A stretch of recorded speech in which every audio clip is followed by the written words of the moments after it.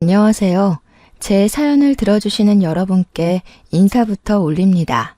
저는 스스로 나이를 먹을 만큼 먹었다고 생각하는 30대 여자입니다. 혹시 다들 믿는 도끼의 발등을 찍혀보신 적 있으신가요? 제 나이 30대에 이런 일이 생길 거라고는 정말 꿈에도 상상하지 못했습니다. 중고등학생 때 일어난 일이라면 차라리 그래, 아직 어리니까 그럴 수 있지 하고 넘어갈 텐데 이 나이 먹고 이게 가능한 일인가 싶기도 하고요. 저는 미용고등학교를 졸업하고 미용실에서 샴푸를 하는 일부터 시작해서 지금은 강남의 번듯한 숍 원장 자리까지 꽤 찬 사람입니다. 물론 규모가 큰 숍은 아니지만 직원을 3 정도 두고 있고요. 나이 30살에 개인숍을 차릴 때까지 정말 한 푼 두 푼 아껴가며 고생 끝에 열게 되었습니다. 솜씨가 꽤 좋은 편이어서 잘 나가는 미용사였음에도 숍 오픈하는데 돈이 정말 많이 들더라고요.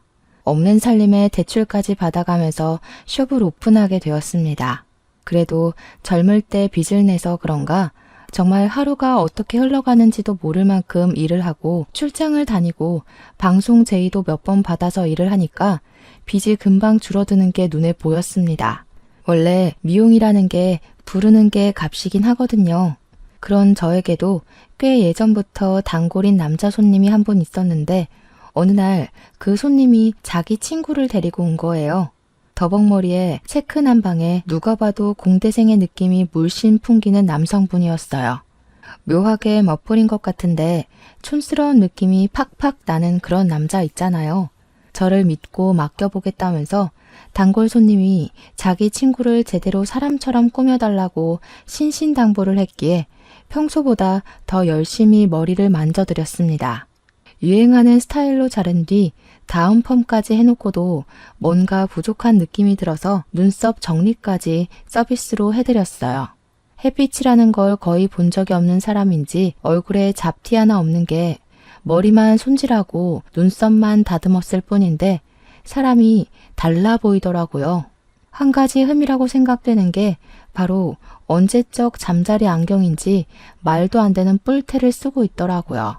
그래서 넌지시 눈이 많이 나쁘신 거면 렌즈를 껴보시는 게 어떨까요? 하고 권유를 했습니다.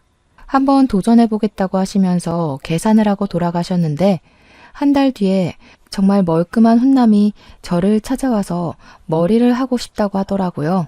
처음에는 못 알아보고 바로 해드리겠다고 했는데 자세히 보니까 단골 손님 소개로 왔던 그 친구분인 거예요. 뿔테 안경을 버리고 렌즈를 끼니까 정말 사람이 달라 보이더군요. 저를 향해 어떠냐고 물어보는데 새삼 너무 잘생겨 보이더라고요. 그래서 너무 멋있어지셨다고 진담을 섞어서 이야기를 했죠.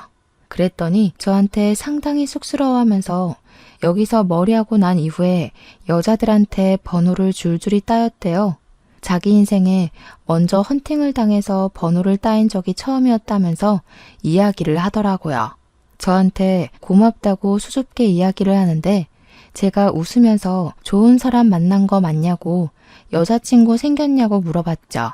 저를 빤히 쳐다보더니 여자친구가 생긴 건 아니라면서 은근슬쩍 자기 어떤 거 같냐고 물어보더라고요. 그러면서 괜찮아 보이면 번호 좀 줄 수 있냐고 자기가 먼저 여자 번호 물어보는 건 처음이라고 했어요. 너무 저돌적으로 밀고 들어와서 저도 처음에는 당황했는데 생긴 것도 훈훈하고 외적인 이미지는 좋아 보여서 번호를 주었습니다. 자연스럽게 그날 이후부터 사적인 연락이 시작되었고 밖에서 커피도 마시면서 시간을 보내게 되었습니다. 그분은 저보다 2살이 많았는데 처음에 제가 예상했던 대로 대기업 IT 부서 연구실에 종사하고 있다고 하더라고요. 기술 개발 쪽이라고 했는데 제가 그 분야는 잘 몰라서 흘려들었거든요. 어쨌든 기계를 다루는 쪽이라고 했습니다. 어쩐지 체크 난방에서부터 공대생의 기운이 철철 흘렀다고 이야기를 하니까 막 웃더라고요.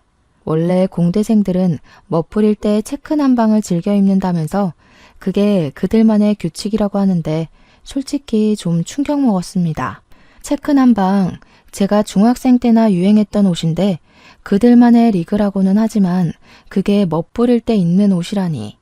아무튼 몇 번 만나보니까 사람이 숙맥이긴 하지만 진중한 성격이었고 미래를 위해 차곡차곡 한 발씩 내딛는 그런 사람이더라고요. 저한테 멋없는 고백을 했고 저는 그 고백도 너무 잘 어울린다고 생각하고 연애를 시작하게 되었습니다. 저는 미용만 쭉 일관되게 외길 인생 걸어온 사람이라 유행에 상당히 민감한 타입이었거든요. 남자친구랑 연애를 시작하고 나서 이것저것 꾸며주고 다니기 시작했죠. 저는 아무래도 외적인 걸 상당히 신경 쓰는 타입인데 남자친구는 그런 부분에 완전히 무지한 초짜였어요. 옷도 유행하는 스타일로 싹 바꿔주고 매번 머리도 만져주고 제가 사람 하나 만들었다고 해도 모자라죠. 원래 훈훈하게 생긴 얼굴이었는데 스타일까지 멋들어지게 만들어주니까 어딜 가도 데리고 다니는 맛이 나더라고요. 약간 어깨가 으쓱해질 정도랄까요? 저에게는 같은 미용고 출신의 절친한 친구가 하나 있었어요. 이 친구는 꿈을 품고 미용고에 진학했지만 미용 기술에는 영 소질이 없었던 친구였습니다. 메이크업도 잘 못했고 네일 아트에도 소질이 별로 없었던 친구였습니다. 학교를 졸업하고 나서 미용실에서 저처럼 샴푸부터 차근차근 시작을 했는데 이리저리 치이고 소질이 없다는 것을 깨닫고는 갑자기 술집을 차렸어요. 어린 나이에 무슨 술 장사를 하나 저도 처음에는 걱정이 이만저만이 아니었죠. 술집도 그냥 대학가 앞에 있는 호프집 같은 것이 아니라 영화 같은 데에나 나올 법한 그런 바 있잖아요. 돈 많은 사장님들 상대로 하는 그런 술집이요. 친구가 얼굴 하나는 예쁘게 생겼었거든요. 아무튼 그런 바를 하나 운영하고 있는 친구였는데 저랑 은근히 성격 자체는 잘 맞아서 깊게 친한 건 아니지만 좋은 사이를 유지하고 있었습니다. 왜 깊게 친하지 못했냐면 술집을 운영해서가 아니라 그런 애들 있잖아요. 약간 여우같이 구는 약삭 빠른 애들요. 자기한테 남자친구가 생기면 저한테는 연락 한 통 없다가 헤어지면 만나자 술 먹자 연락해대는 그런 친구였거든요. 그래서 저도 적당히 거리를 두고 친하게 지냈는데 이 친구의 성격을 받아줄 사람이 몇이나 있었겠습니까? 아마 그 친구에게는 제가 유일한 친구나 다름없었을 겁니다. 한동안 연락이 없던 친구에게서 남자친구랑 헤어졌다고 저에게 연락을 했더라고요. 그때 저도 남자친구랑 데이트를 하고 있을 때여서 남자친구랑 있다고 하니까 자기 술집에 놀러 오라고 하더라고요. 근데 그 술집이 분위기가 커플이 갈 만한 곳은 아니라서 어떻게 거절을 하나 하고 있는데 술을 공짜로 주겠다고 하지 않겠어요? 비싼 술만 취급하는 곳에서 공짜로 술을 준다고 하니까 저랑 남자친구는 거절하지 않고 갔죠. 제 남자친구를 보자마자 웬일로 이렇게 멋있는 남자를 만나냐고 옆구리를 쿡 찌르더라고요. 그동안 제가 남자 보는 눈이 별로 없어서 항상 쭉정이 같은 놈들만 만나왔었거든요. 친구가 이런 남자만 골라 만나기도 힘들겠다고 몇 번이나 저한테 잔소리를 했었고요. 저의 잘생긴 남자친구가 의외인 건지 궁금한 게 많더라고요. 어디서 만나게 된 거냐, 직업은 뭐냐, 연봉은 높냐 하면서 마치 부모님이나 물어볼 법한 질문들을 하는 겁니다. 제가 다 민망해서 그만하라고 이야기를 했는데 친구가 저한테 가만히 있으라고 하더라고요. 얘가 항상 오징어 같은 놈들만 만나서 제가 걱정이 돼서 그래요. 암만 그래도 고등학교 시절부터 친하게 지낸 친구인데 이런 질문은 할 수 있지 않아요? 야, 내가 언제 오징어 같은 놈들만 만났다고 그래. 내가 어련히 알아서 잘 만났으려고. 너 말 진짜 이상하게 한다. 제가 정색하고 이야기를 하니까 그제야 친구가 농담이지 농담 하더니 술 잘 먹고 데이트 잘 하다가 가라고 하더라고요. 어디 가게? 하니까 안쪽 테이블에 옆에서 클럽 운영하는 사장님이 놀러 오기로 했다고 그 자리에 가봐야 한다고 했어요. 나이를 먹어도 정말 한결같이 사는구나 싶어서 알겠다고 했죠. 저에게 그런 친구가 있다는 걸 남자친구가 어떻게 생각할지 몰라서 조금 부끄럽기도 했어요. 솔직히 그렇잖아요. 여자친구의 친한 친구가 술집을 운영하고 남자라면 사족을 못 쓰는 것처럼 행동한다고 하면 좀 수치스럽지 않겠어요? 그런데 제 남자친구가 순둥이인 건지 아니면 별 생각이 없는 건지 술집을 한번 쓱 둘러보더니 그러더라고요. 이런데 처음 와본다고 자기 친구들 중에는 별 사람이 다 있구나 하는데 그게 정말 신기해서 하는 말 같았습니다. 술집 하는 친구 있다고 편견을 가지면 어떻게 하나 싶었는데 신기하다는 식으로만 이야기하니까 한시름 마음이 놓이더라고요. 그만큼 제가 남자친구를 사랑하니까 잘 보이고 싶은 마음에서 우러나는 마음이었어요. 그날 이후로도 종종 친구네 술집에 가서 술을 얻어먹기도 하고 하면서 연애를 쭉 이어갔습니다. 1년을 훌쩍 넘긴 어느 시점에 친구가 갑자기 연락이 왔어요. 다짜고짜 자기 결혼을 할 거라고 하는데 저는 너무 놀라서 당장 만나자고 했죠. 분명 3개월 전에 마지막으로 친구네 술집에 갔을 때만 하더라도 결혼에 대한 언질은 전혀 없었거든요. 만나는 사람이 있었던 것도 몰랐으니까 갑작스러운 결혼 발표는 충격으로 다가오게 되었습니다. 누구랑 갑자기 결혼을 하냐고 물어보니까 마치 비밀이라도 말하는 듯 저에게 속삭였습니다. 바에 손님으로 드나들던 잘나가는 사업가를 턱 물었다면서 만난 지 3개월 정도 됐는데 하루빨리 결혼하기로 했다고 하는 겁니다. 제가 마지막으로 바에 방문했던 시점쯤 남자친구가 생겼고 그래서 한동안 저한테 술집에 놀러오라는 연락이 없었던 것이었죠. 저는 3개월 만에 속전속결로 결혼을 한다는 친구가 걱정이 되었고 너무 적게 만나고 결혼하는 거 아니냐고 조금 나무랐어요. 저만 해도 1년을 넘게 연애를 하고 있는데 어떻게 3개월 사람을 겪어보고 결혼까지 한단 말이냐고요. 그러니 저한테 바보같이 굴지 말라고 하면서 돈 많은 냄새가 나면 바로 물어서 결혼을 해야 하는 거라고 하더라고요. 지금 제 남자친구가 직장인이라는 걸 콕 집어 이야기를 하면서 그럴 때는 이 사람 저 사람 눈 돌려가면서 다 재보고 결혼해야 한다고요. 저한테 무슨 바람이라도 피라는 소리인 건지 제 남자친구가 직장인이란 걸 깔보는 듯한 느낌으로 이야기를 해서 기분이 팍 나빠졌죠. 저도 은근히 지고 싶지 않아서 그래서 너 예비 신랑은 뭐 엄청난 부자냐고 물어봤어요. 그러니까 그때부터 자랑질을 해대는데 집도 청담동에 주상복합 살고 돈도 엄청 쓸어담는 사업가라고 침 튀기면서 이야기를 하더라고요.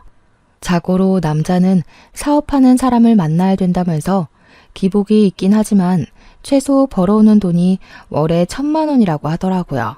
자기가 아무리 강남 한복판에서 술을 팔아봐야 일하는 아가씨들 월급 주고 월세 내면 남는 돈이 별로 없다고 팁이나 좀 챙기면 모를까 하더라고요. 언제부터 이렇게 속물근성이 뼛속까지 스며든 건지 진짜 결혼하고 나면 인연을 끊어내야지 싶었습니다. 친구의 말대로 남편이 사업가로 돈을 좀 벌고 있는 건지 초호화 웨딩을 올리긴 하더라고요. 국내에서 제일 비싸다는 호텔 결혼식을 올렸고 드레스도 반짝반짝 난리가 나서 물어보니까 해외에서 수입한 드레스라고 자랑을 하대요. 이 드레스를 공수하려고 홍콩에 있는 드레스숍에서 빌려온 거라고 결혼식 당일까지도 자랑을 했어요. 그렇게 돈 처바른 결혼식 치고 온 손님의 3분의 1이 술집에 드나들었던 사람이라는 게 아이러니했지만 행복해하니까 됐죠 뭐. 신혼여행도 평범한 곳은 싫다며 엄청 멀리 있는 프라이빗 풀빌라에 간다고 자랑을 저한테 평생 살면서 그런데 한 번은 가보겠냐며 결혼은 신중하게 생각하라는데 고작 3개월 만에 결혼해놓고 신중을 누구한테 할 말인지 아니나 다를까 친구는 결혼을 한 뒤 저에게 연락을 뚝 끊었습니다. 신혼생활 행복하게 하나 보다 했지만 배알이 뒤틀리는 건 또 다른 문제더라고요. 저랑 남자친구는 만난 지 2년이 가까워오는 순간에 결혼을 약속하게 되었습니다. 둘 다 돈을 뭐 엄청나게 버는 수준은 아니었지만 또래보다야 넉넉하게 벌었기에 결혼을 준비하면서 서로의 재정 상태를 오픈했어요.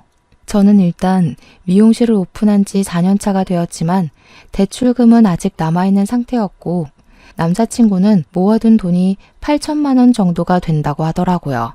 시부모님의 도움과 남자친구의 직장인 대출로 신혼집을 구하기로 했고, 혼수 정도는 제가 번 돈과 부모님의 도움으로 마련하기로 했습니다. 평범한 다른 사람들과 다름없는 결혼식 준비였습니다. 스드메는 간략하게 웨딩 플래너를 끼고 준비하기로 했고, 식장은 웨딩홀을 잡았고요. 제가 결혼한다는 소식을 친구에게 전하자 그때부터 걔가 이것저것 시시콜콜 따지고 들면서 준비하는데 참견을 하더라고요. 그렇게 가성비 좋게 돈 생각하면서 결혼식 해봐야 추억이 쌓이겠냐고, 한방 크게 터트려야 하는 거 아니냐고요. 결혼식은 호화롭게 할수록 남들이 부러워하는 거라고, 웨딩홀이 뭐냐, 적어도 호텔에서는 해야지 하는데 짜증이 났죠. 우리가 좋아서 하겠다는데 왜 자꾸 참견이냐고, 우리가 알아서 잘할 테니까 너는 네 남편이나 잘 챙기라고 했습니다. 그랬더니 친구가 저한테 구질구질하게 직장 다니는 남자 만나서 가성비 결혼한다고 선을 딱 넘더라고요. 이래서 돈 많은 사업가를 만나야 팔자가 펴지는 거라고 자긴 지금 너무 행복하다고 하더라고요. 혜정아, 너 기억 안 나? 돈 많은 사업가가 최고라고 하더니 결혼하고 나서 맨날 돈에 허덕이는 거 아니야? 언제더라? 결혼하고 나서 나한테 돈 빌려달라고 했잖아. 돈도 많은 남편이 생활비는 적게 주나 보지? 친구인 혜정이가 저한테 딱 한 번 돈을 빌려달라고 했던 적이 있었거든요. 문득 그 생각이 나서 참지 않고 그냥 혜정이한테 질러버렸더니 애가 저한테 발끈하면서 이야기를 하더라고요. 그달에는 벌이가 시원치 않아서 어쩔 수 없었던 거라고. 매달 쓰는 돈이 있는데 1,000만 원씩 가져다 주다가 500만 원 주면 당연히 허덕이지 하는 겁니다. 물론 혜정이 남편이 진짜 1,000만 원씩 가져다 주는지는 제가 알 턱이 없고요. 저한테 네가 알면 뭘 알겠냐고 하는데 제가 그래도 미용실 운영하면서 한 달에 버는 돈이 꽤 되는데 저런 소리를 하니까 가짜났어요. 혜정아, 네 가치를 높일 생각을 해야지. 남자한테 기생하는 주제에 남한테 왜 참견이니? 네 남편이 어디 딴 년이랑 바람난 것 같다고 전전긍긍할 땐 언제고, 술 먹으면 버릇이 개 같다면서 신나게 욕했으면서 이제 와서 사업가 남편이 최고라고 허세를 떨어? 됐어. 너 내 결혼식에 참석하지 마. 제가 딱 잘라서 결혼식에 오지 말라고 하니까 혜정이도 기분이 상했는지 안 간다고 하더라고요. 제가 계좌번호 보내면서 내가 보냈던 만큼 축의금은 돌려주라고 했더니 자존심을 부리는 건지 축의금은 그대로 입금했어요. 저는 남편과 사이좋게 결혼식 준비를 이어갔고 결혼식도 많은 사람들의 축복을 받으며 치렀습니다. 신혼여행도 평소 가보고 싶었던 동남아 국가로 다녀왔고요. 혜정이랑 저랑은 인연을 끊은 것이나 다름없기에 결혼식 이후에 연락을 한다거나 혜정이가 운영하는 술집에 간다거나 하는 일도 없었습니다. 남편은 결혼 이후 마음의 안정이 찾아온 것 같다며 더욱더 열심히 직장 생활에 임하기 시작했고 저도 미용실 운영을 하며 빠르게 빚을 갚고 있었죠. 둘이 벌어서 대출금 갚으니까 같은 돈이 나가도 뭔가 더 빠르게 갚아나가는 듯한 기분이 들었습니다. 결혼한 지 한 2년쯤 지났을 때 남편과 저는 슬슬 생활의 안정감을 느끼고 아이를 가져볼까 하면서 자녀 계획을 세우기 시작했습니다. 그런데 그 시기쯤 뜬금없이 연락을 끊고 지냈던 혜정이에게서 연락이 왔어요. 한번 만나줄 수 있겠냐고 연락이 왔지만 저는 대꾸해주지 않고 무시했습니다. 결혼한다고 할 때 축하를 해줘도 모자랄 판에 소금을 팍팍 뿌려대던 계집애가 이제 와서 왜 연락을 하나 싶었거든요. 근데 혜정이는 제가 무시하는데도 계속해서 저에게 연락을 해왔습니다. 딱 한 번만 만나달라고, 자기가 다 잘못했다고, 너무 힘들다고 징징거리는데 솔직히 그간 알아왔던 정도 있고 걱정은 되더라고요. 무슨 일이냐고 하니까 그날 오후에 제가 일하는 미용실로 찾아왔더라고요. 근데 혜정이 얼굴에 시퍼런 멍자국이 있는 게 아니겠어요? 저는 깜짝 놀라서 혜정이 얼굴을 이리저리 살펴보았죠. 얼굴 왜 이래? 남편이 그랬어? 하고 물어보니까 그때부터 눈물을 왈칵 터뜨리는데 무슨 일인지 몰라도 일단 토닥여 주었죠. 혜정이가 엉엉 울면서 자기 죽고 싶을 만큼 힘들다고 해서 다 털어놔봐라 했어요. 혜정이의 남편의 사업이 갑자기 휘청거리기 시작하면서 빚이 생겨버렸대요. 혜정이한테 가게 보증금이라도 당장 내놓지 않으면 망하게 생겼다고 난리를 쳐서 가게도 정리하고 남편 빚 갚는 데 썼다고 하더라고요. 가게를 정리하고 나니까 수입이 전혀 없어졌고 돈이 없어 굶게 생겼는데도 남편은 허구한 날 술만 처먹고 다니더래요. 출근도 하지 않고 집에서 잠만 퍼질러 자길래 돈 벌어오라고 하니까 사업도 다 정리하고 빚만 남았다면서 술이나 먹고 살란다 하더라는 겁니다. 혜정이가 속이 터질 듯 답답해서 그럼 우리는 어떻게 사냐고 뭐 먹고 사냐고 하니까 남편이 혜정이 보고 술집이라도 나가서 돈 벌어오라고 했대요. 네가 가진 명품 가방만 팔아도 얼마겠냐고 사치를 그렇게 하니까 빚이 생기는 거 아니겠냐고 혜정이 탓을 하더랍니다. 돈 팍팍 벌어다 줄 때 적금이라도 꾸준히 부었으면 이렇게까지 힘들지 않았을 거라고요. 친구한테 손찌검을 한 것도 모자라서 당장 나가서 돈 벌어오라고 내쫓았다는 거예요. 혜정이 남편이 자기한테 손찌검을 한 것 자체가 너무 충격적이라 이혼을 하겠다고 이야기를 하니까 더 심하게 굴었다고 합니다. 혜정이 부모님이 일찍 돌아가셔서 혜정이를 돌봐줄 가족도 없었거든요. 혜정이 남편이 혜정이 보고 부모도 없이 술집에서 일하던 거 걷어줬더니 기어오른다고 막말을 하면서 자존심을 짓밟았대요.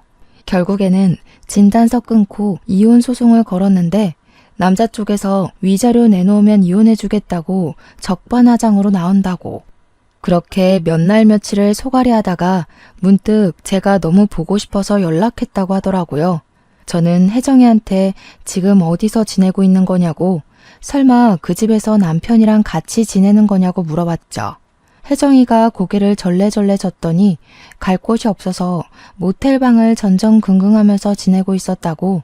근데 돈이 다 떨어져서 이제 갈 곳이 없다는 겁니다. 그 말까지 들었는데 제가 어떻게 모른 척을 할 수 있겠어요? 남편에게 대충 이야기를 하고 집에 데려왔죠. 남편이 불편한 기색을 내비치긴 했지만 성품 자체가 모질지 못해서 그런 건지 며칠만 지내게 해주자고 하더군요.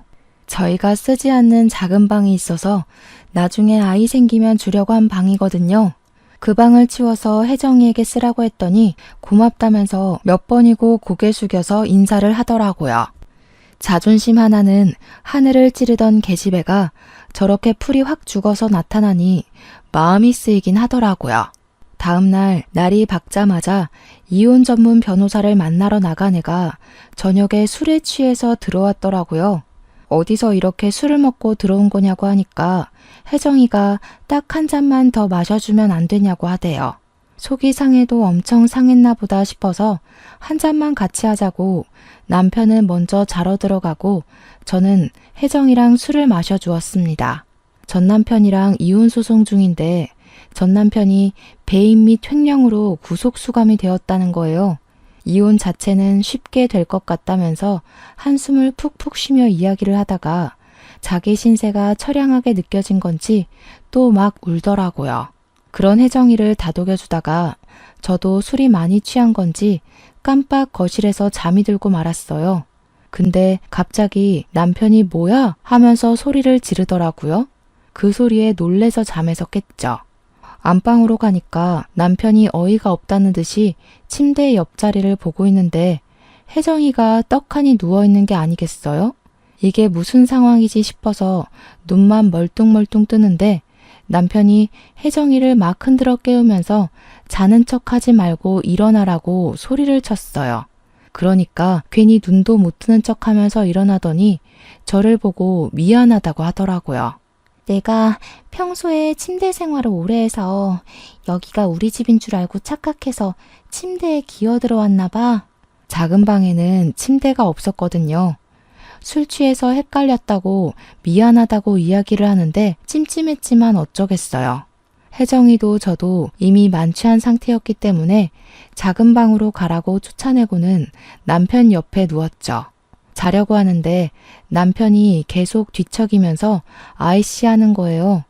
평소에 욕을 입에 전혀 담지 않는 사람이라 무슨 일인가 싶어서 왜 그러냐고 물어보니까 남편이 짜증을 확 내면서 말했어요. 아니, 혜정 씨가 야무전히 누워서 잠만 자는 게 아니라 나를 자꾸 건드리잖아. 내가 그것 때문에 놀래서 소리 지른 거라니까. 아, 찝찝해 진짜. 그러면서 언제까지 혜정이를 우리 집에 데리고 있어야 하는 거냐고 기분 나쁘다고 하더라고요. 그 이야기를 듣는데 진짜 소름이 쫙 돋는 거예요. 술 먹는 내내 저한테 혜정이가 넌 좋겠다. 직장인은 월급 밀릴 걱정 없잖아. 나도 직장인 만나서 결혼할걸. 내가 왜 사업가랑 결혼했지? 직장인 만나서 결혼했으면 이럴 일도 없었을 텐데. 남의 돈 받으면서 사는 게 제일 편한 건데 했거든요. 그때까지만 해도 저는 웃으면서 직장인 그렇게 무시하면서 사업가가 최고라더니 하면서 약 올리기만 했었고요. 혜정이는 사업가가 최고인 줄 알았는데 제가 잘 사는 거 보니까 자기 생각이 잘못된 것 같다고 이야기했고요. 그런 말을 나눈 다음 제 침대에 누워서 남편을 더듬었다고 하니까 엄청나게 찝찝한 거죠. 다음날 혜정이가 저한테 눈 뜨자마자 다시 한번 사과를 하는데 그래도 불편한 건 어쩔 수 없더라고요. 남편도 출근하는데 혜정이랑은 눈도 마주치지 않으려고 하길래 저는 혜정이한테 솔직하게 이야기를 했어요. 다 필요 없고 오늘 같은 실수가 2번 생기지 말라는 보장도 없지 않겠냐고요. 통장으로 30만 원 보내놓을 테니까 모텔에 가든 찜질방에 가든 일단 나가달라고 했죠. 혜정이도 자기 실수를 인정하면서 알겠다고 하더라고요. 고분고분하게 말을 들으니까 저도 더 심한 소리 덧붙이지 않았어요. 그 길로 집을 나간 혜정이는 결국 술집을 운영할 때 알았던 다른 술집을 운영하는 사장님 밑에 들어가서 일을 시작하게 됐다고 했습니다. 그 사장님의 도움으로 원룸도 하나 얻을 수 있게 돼서 잠자리는 해결되었다고 했어요. 그래도 술판만큼 실적대로 돈을 받아서 생활한다고 하니 다행이라고 했습니다. 그렇게 또 몇 개월이라는 시간이 흐르게 되었습니다. 남편이랑 흐지부지 되었던 아이를 갖자는 이야기를 다시 한번 꺼냈어요. 우리도 더 이상 미루면 안 될 것 같다고 이야기를 꺼냈는데 남편이 뜨뜨미지근하게 반응을 하더라고요. 저는 남편의 반응이 이해가 되지 않아서 왜 그러냐고 양가에서도 아이를 기다리고 있는 것 같다. 싫으면 싫다고 말을 해달라고 했습니다. 아이 계획이라는 게 저 혼자만 세워서 될 문제는 아니었으니까요. 그러니 남편이 하는 말이 자기 머리에 원형 탈모가 생긴 걸 혹시 알고 있냐고 묻더라고요.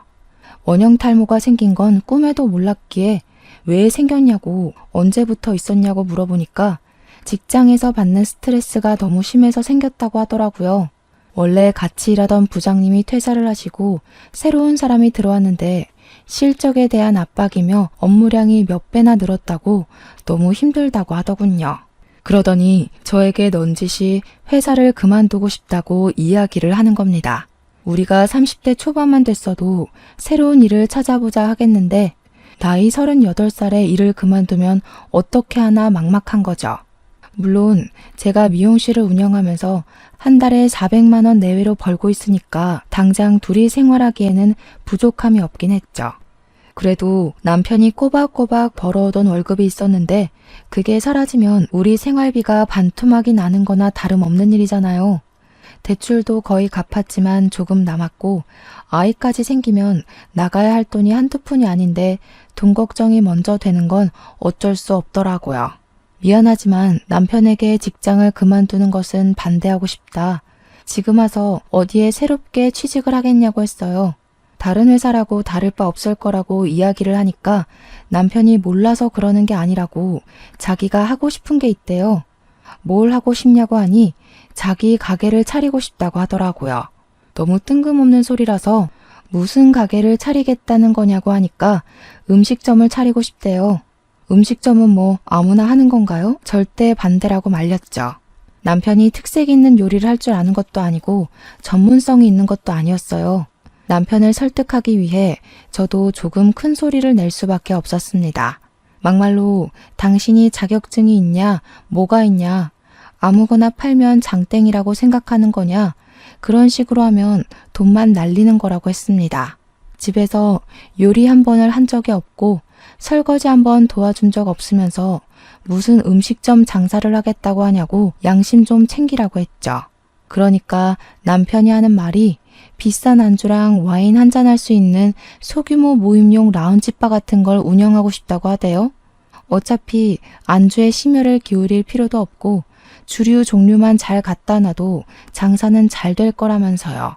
회사 생활하면서 그런 곳을 한번 가봤는데 너무너무 좋고 조용하고 스트레스도 받지 않을 것 같다고 하더군요. 저는 술집이라면 혜정이부터 떠올랐기에 절대 안 된다고 술집은 반대라고 했습니다. 결국 그날 의견 차이가 좁혀지지 않아서 싸움만 내리하고 저는 미용실에 출근을 했는데 혜정이가 머리를 한다고 찾아왔더라고요. 새로 옮긴 가게에서 돈을 좀 버는 건지 어느 날부터 다시 본인을 꾸미고 다니기 시작했어요. 제가 머리를 만지는 내내 한숨을 푹푹 쉬니까 혜정이가 무슨 일 있냐고 물어보더라고요. 그래서 솔직하게 다 말을 해줬습니다. 남편이 직장을 그만두고 무슨 라운지바 같은 걸 차리고 싶어 한다고요. 혜정이가 이야기를 듣더니 아이디어가 너무 좋다면서 그런 곳이 장사가 잘 된다고 술집이 얼마나 남는 장사인 줄 아냐고 하더라고요. 제 남편에게 팁을 좀 주고 싶으니까 한번 자리를 마련하라고 하는데 제가 딱 잘라서 거절했죠.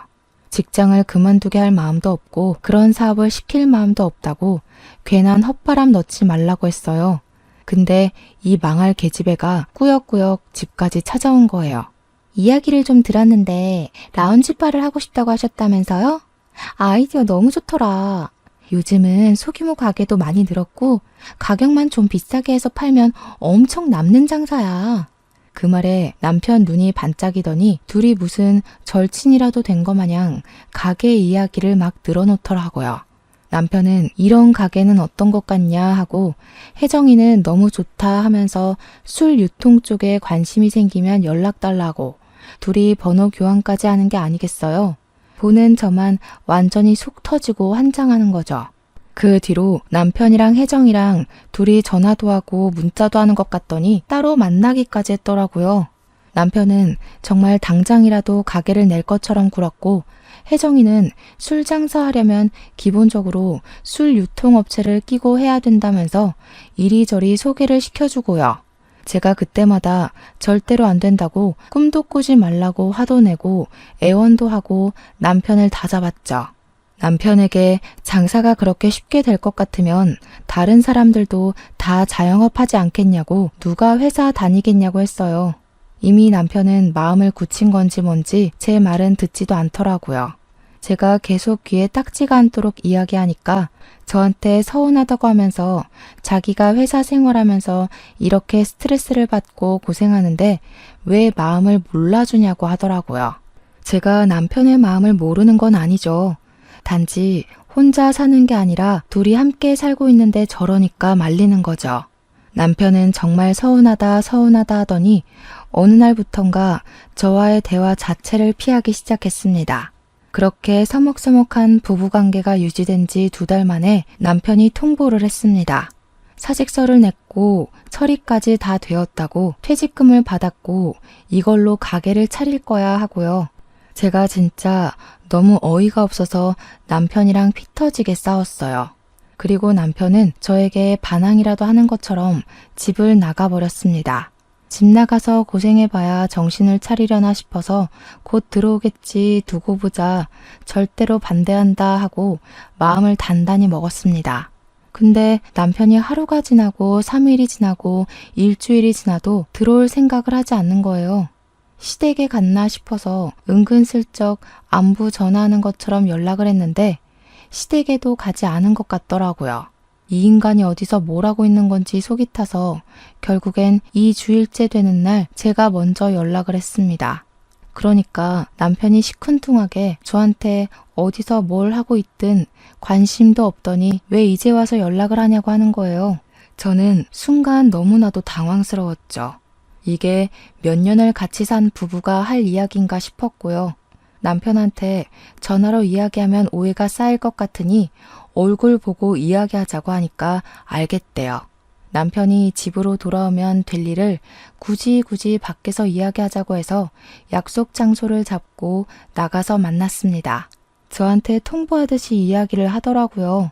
가게 자리 괜찮은 걸 봐서 계약까지 했다고요. 밖에 나가서 지내는 동안에 부동산을 엄청 돌아다녔고 계약도 하고 인테리어 업자까지 다 만나서 계약금을 걸었다는 겁니다. 이미 모든 일을 다 버려놓은 남편에게 제가 무슨 말을 더 할 수 있겠습니까? 제가 입을 꾹 다물고 아무 말도 하지 않자 남편은 저에게 너무나도 실망했다며 이야기를 이어나갔습니다.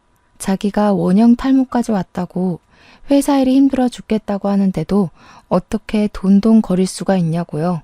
한동안 생각 정리가 필요할 것 같아서 며칠 더 밖에서 지내겠다고 통보를 또 하더라고요. 저는 남편의 그 말이 너무나도 충격적이라 다른 말은 귀에 들어오지 않았습니다. 밖에서 며칠 더 지내겠다는 말은 즉슨 저와 별거를 하겠다는 말이나 다름없었으니까요. 속으로 저도 자책을 많이 했죠. 돈돈거릴 게 아니라 남편의 마음을 좀 더 헤아렸어야 하는 건가 싶어서요. 그렇게 남편이 집을 나간 지 한 달하고도 2주일이 더 지났을 때 저는 아주 충격적인 일을 겪게 되었습니다. 남편이 없는 집이 너무나도 공허하고 쓸쓸해서 오랜만에 혜정이나 볼 겸 술을 잔뜩 사들고 혜정이가 사는 원룸에 찾아갔어요. 벨을 누르니 문이 열렸는데 거기서 우리 남편이 떡하니 나오는 게 아니겠습니까? 배달 음식이라도 시킨 거였는지 지갑을 열면서 나오던 남편이 저를 보고 놀래더라고요. 남편은 러닝 셔츠 차림에 트렁크 팬티만 입은 채로 굳어 있었어요. 저는 남편의 행색을 보고 이게 지금 무슨 일인가 싶어서 둘이 뭐 하는 거냐고 물어봤죠. 제가 문을 열고 들어가니 혜정이도 잔뜩 굳은 채로 저를 바라보고 있더라고요. 너무 어이가 없어서 집에 신발도 벗지 않고 들어가서 혜정이의 머리채를 잡아 낚았습니다. 그러니 남편이 저를 말리면서 그만두라고 소리를 치는 게 아니겠어요. 이게 무슨 상황인가 어질어질했죠. 남편이 혜정이를 꽉 끌어안으면서 저에게 소리를 쳤어요. 혜정이 뱃속에 지금 내 아이가 있다고. 그만둬. 아이라니? 지금 이게 다 무슨 소리야? 그러니 혜정이가 미안하다고 하면서 이야기를 하더라고요. 그러니까 남편이 집을 나간 날 혜정이를 만났고 그날 혜정이네 집에서 잠을 자게 된 것이었습니다. 제가 연락도 하지 않고 찾지도 않으니 그대로 둘이 같이 지내기 시작한 거예요.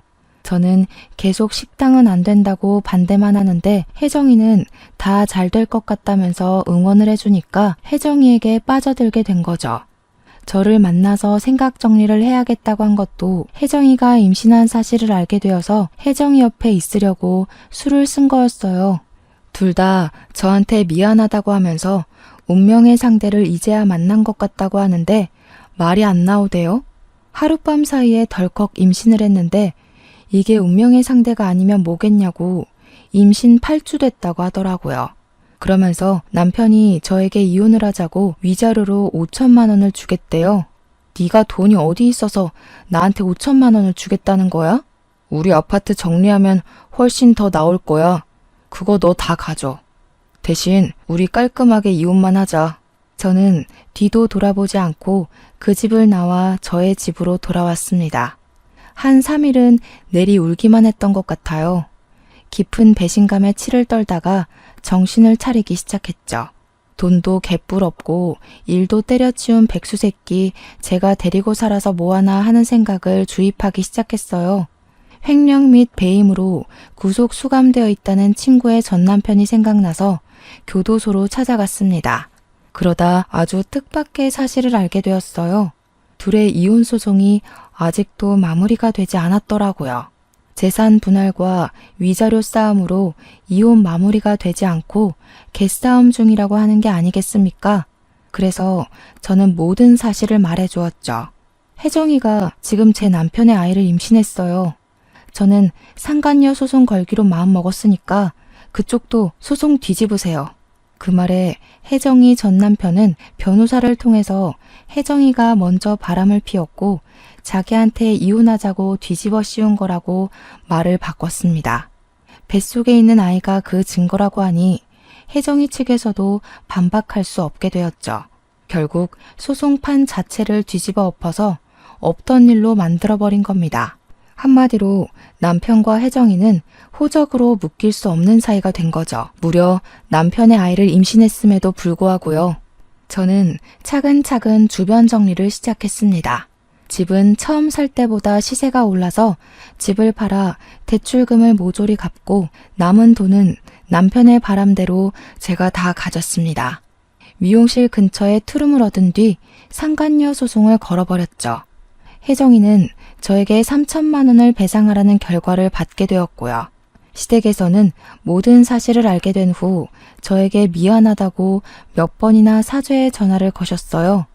앞으로 아들 새끼는 없는 셈 치고 살 거라면서 이혼하고 새 출발하는데 보태라며 2천만 원이나 제 계좌로 보내주셨습니다. 제가 뭐 거절할 이유가 있을까요? 감사합니다 하고 받았죠. 저는 남편하고 이혼을 했는데 혜정이는 이혼도 못했다고 하더라고요. 혜정이 남편이 감옥에서 자기 빚 갚게 2억을 해주면 그땐 이혼을 해주겠다고 했대요. 유책 배우자로 찍힌 혜정이는 점점 배는 불러오는데 이혼 소송도 못하고 이혼 자체에 희망이 없으니 난리가 났고요. 제 전남편 또한 자기 자식이 남의 호적에 올라가게 생겼으니 발만 동동 구르고 난리가 났죠. 결국 다시 대출받고 퇴직금 받은 거며 뭐며 수중에 있는 돈 다 합쳐서 2억을 해줬다고 하더군요. 시댁에서는 없는 자식 취급하기로 했다는 말을 지키신 건지 한 푼도 도와주지 않았대요. 그렇게 이혼을 서로 마무리 짓고 혼인신고만 겨우 해서 살고 있다고 하더군요. 전 남편은 직장 때려치우고 백수의 빈털털이지 가게 내려고 계약금은 죄다 걸었는데 2억 주느라 돈 써서 무산됐지. 친구는 임신까지 한 마당에 술집에서 일을 할 수 없으니까 둘 다 손가락만 쪽쪽 빨고 있다대요. 전 남편은 재취업하려는데 받아주는 곳은 중소기업 뿐이고 월급은 250만 원이고요. 둘이 허구한 날 싸운다는 소문만 건너 들리더라고요. 저는 뭐 그 이후로 이혼하면서 받은 돈이랑 시댁에서 미안하다고 준 돈에 상간녀 소송에서 받은 돈까지 합쳐서 돈 굴리면서 살아요. 대출금은 다 갚았고 남은 돈으로 재테크해가면서 살살 불리고 있습니다. 미용실은 여전히 예약 손님 가득이고요. 100세 시대라는데 제 인생 아직 30대 후반이잖아요. 앞으로 살 날이 훨씬 많으니까 용기 내서 좋은 사람 만나면서 행복하게 살아보려고 해요. 주어진 환경에 충실하게 잘 살아보도록 하겠습니다. 여러분도 행복한 하루 보내세요.